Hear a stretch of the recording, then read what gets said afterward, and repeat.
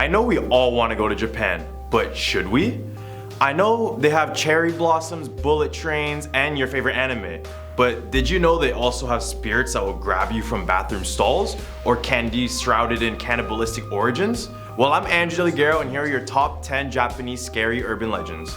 Coming in at number 10, we have the Cursed Poem, or Tamino's Hell. Published by Japanese poet Seijo Yasu, it's said that one of his poems named Tamino's Hell is cursed and could kill or haunt people if read out loud. So just not to die, I'll be playing it safe and I'll just show you the poem rather than reading it. Yeah. In 1974, Japanese filmmaker Terayama Suji directed a movie based on Tamino's Hell. He ended up passing away in 1983. This is where people first believed the movie was cursed, since the poem was used and read in the movie. As time went by, people began forgetting about the incident. But then in 2004, one Japanese writer published a book based on the poem, saying, if you by chance happen to read this poem out loud, after you will suffer from a terrible fate which cannot be escaped. It said that even hearing someone say the poem out loud could lead your life into disaster or even death. So let's read it out loud. I'm just kidding, everyone relax. Nowadays this poem is feared internationally, but for those who remain skeptical, come on, give it a read. At number 9, we have Hitori Kakarembo, solo hide and seek. The name directly translates to one man hide and seek, and as for the name suggests, it's a game where one person plays hide and seek. The instructions are thorough, so bear with me. Here's what you need to play. A stuffed toy with arms and legs, a red thread and a needle, rice, nail clippers, a box cutter, and a cup of salt water. The process is kind of complicated, so bear with me. To start, make sure you're home alone. Cut open the toy and take out the stuffings, replacing with rice and fingernail clippings. Sew it back with some red thread. Give the toy a name and be sure it's not your own. Then go find yourself a hiding place like a closet and place your saltwater cup in there. After that, go to the bathroom and fill your tub with just enough water to submerge the doll. Now you just have to wait until 3 a.m. When the time hits, go to the bathroom, look at the toy, and say, you're it. Count to 10 and then go back to the bathroom, pick up the toy, and say, I found you 3 times. Easy, right? As you're in the bathroom, stab the toy and put it back in the water. Tell the stuffed animal, you'll be it. Now it's your turn to hide where you left a glass of salt water. At this point of the game is where things get a bit creepier. People report hearing voices, footsteps, and the TV may turn on and off. Wait a bit until it's complete silence again. Take a sip of the water and hold it in your mouth and bring the cup with you as you look around for the toy. At this point, the toy is no longer in the bathroom, so you need to search the whole house for it. Do not leave the house. Do not turn off the lights and keep everything locked, and be sure to finish the game under 2 hours or the spirit will become too powerful to stop. When you finally find the toy, spit the water out, pour the rest of the cup on the animal, then say, I won 3 times. Finally, be sure to burn the toy within 1 to 2 days. I don't know what would compel someone to play hide and seek alone, but there are the instructions. Sealing our number 8 spot, we have Gasha Dokuru. The Gasha Dokuru, or giant starving skeleton, is a rageful, mythical Japanese yokai that is said to be 15 times the size of a normal human, which could be around 90 feet tall. Shock? This entity is born where there's a large amount of human bodies, whether it be a mass grave or a battlefield. This is where these spirits become angry due to the fact that they can't get proper burials. This usually happens from events such as a war, a famine, or plagues. Then the bones of these angry spirits form together, creating this one large skeleton. Despite their large stature, they still manage to sneak up on humans. They crush them in their hands and bite off their head to drink their blood. This creature will definitely give Attack on Titans a run for their money. The scary thing is, they don't even need to kill people nor drink their blood. They simply just enjoy doing it. They usually roam around midnight using the darkness as their cover. The only way you would know one is near you is from the sounds of bones rattling or strange ringing. Since Japan has less wars and plagues, these creatures have not been spotted. But when it does, I wonder how much Gasha Dokuru will rise. Showing that even our bathroom stalls aren't safe, at number 7 we have Akmonto. Think twice before using certain bathrooms in Japan, as you might run into Akmonto. Akmonto is a spirit in Japan that is said to appear to people in bathroom stalls, usually the last stall of all stalls. And definitely be sure you have toilet paper in your stall, because that's how Akmonto gets his cue to enter. He's described as wearing a long red cloak with a mask to cover his face. He'll give you a choice between red and blue paper, and your answer will decide your fate. If you choose a red paper, he will cut your throat, causing all of your clothes to turn into a bright crimson color. However, the other option is not any better. If you choose the blue paper, he will strangle you, making your face turn blue. So you basically have zero chance, because if you try to pick another color that he doesn't offer, he will kidnap you and bring you to his lair where it's unknown what he will do to you. So is there any way to make it out alive? Well, the best way to answer Akmonto is to simply say, "I do not need paper," and he will leave you alone. Hey, I know you'll be stuck with no toilet paper, but at least you won't die.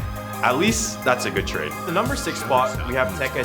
Tekken is a story of a woman named Kashima Raiku who lived in the city of Hokkaido, Japan. One night as she was waiting on the Meishin Expressway, a group of men decided to beat her up and leave her on the floor, barely conscious. With her little strength, Raiku would frantically call out for help.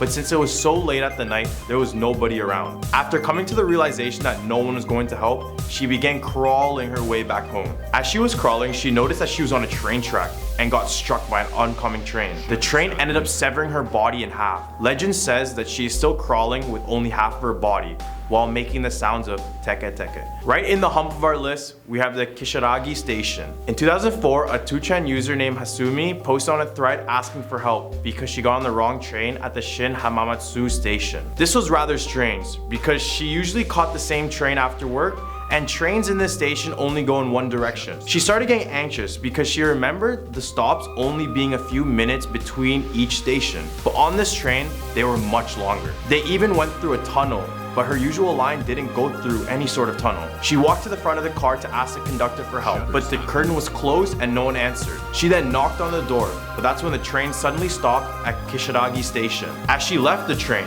she was filled with anxiety and fear.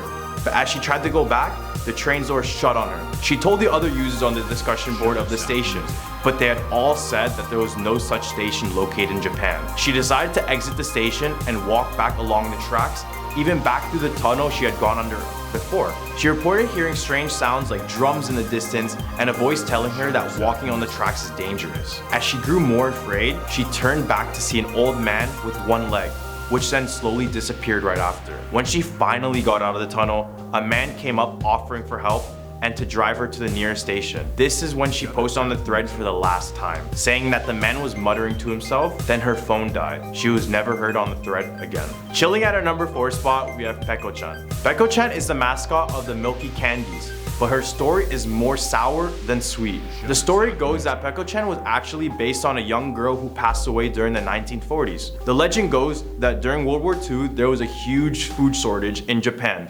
Because of this, many people, including women and children, were starving to death. So Peko-chan's mother decided to cut a piece of her own arm off and offered it to Peko to eat. This is the moment Peko-chan discovered how tasty human flesh was. In fact, she had never tasted anything so good in her life. She couldn't resist with such a piece, so she decided to kill her mom and eat her whole body. Ever since, she's been constantly craving human meat, living the rest of her days as a cannibal. At our number 3 spot, we have the Konig. The legend arose in Japan where sightings of a creature are reported in rice fields or in an open sea. This creature resembles a tall white mannequin made of fabric, almost like an inflatable tube, but deadlier. Other than that, no one knows exactly what it looks like because everyone who saw it either went crazy or has died. There's a story where one summer, 2 brothers went to visit their grandparents in the countryside. They were playing outside when they noticed a figure in the distance, wiggling in the wind. But when the wind stopped, the figure kept on wiggling. Curious, the older brother took binoculars to see the figure, but as he did, he stopped breathing and turned blue with sweat running down his whole body. The younger brother asked what he saw, and the older brother responded that it's better not to know. But the voice that came out was not the brother's. Later that day, the older brother was found laughing uncontrollably, wiggling in the fields. All the way at our number 2 spot, we have Honona. In Japanese mythology, the Honona, or the Bone Woman, is a spirit whose face, hands, and neck appear to be that of a young, attractive female. However, the rest of her body bears no flesh at all. It's said that she uses her beauty to seduce unsuspecting men, where she would lure them into the dark and isolated areas. Because when they're alone, she reveals her true form and sucks her life force energy, leaving them as a pile of dust. In other accounts, the Honona are said to be the spirits of a young woman who had died, but cannot move on from their past lovers. To their loved ones, they appear normal, but for everyone else, they appear as the Bone Woman. Taking our number 1 spot in our list, we have the Okiku Doll. Let me start this off by saying that this haunted doll is worse than Chucky. This story starts in 1918 Japan. Older brother Aikaichi Suzuki bought a doll for his 2-year-old sister Okiku. The doll had a black bob cut and a traditional kimono. His sister loved the doll so much that she even named it after her own name. These two would become attached together like no other. But in the following year, Okiku became gravely ill and ended up passing away. To commemorate her, her family put up her favorite doll on her memorial shrine. Everything seemed fine until after a few days, they would begin to notice something very strange. The doll's hair seemed to be actively growing, and every time it was cut, it would keep on growing until it reached just above the knees, which happened to be the same place where Okiku's hair stopped. There we have it, our top 10 Japanese scary urban legends. Do you believe in the cursed doll with ever-growing hair, or are you still skeptical? Let us know in the comment section with your thoughts. Thank you for watching, and I hope you have a scary day.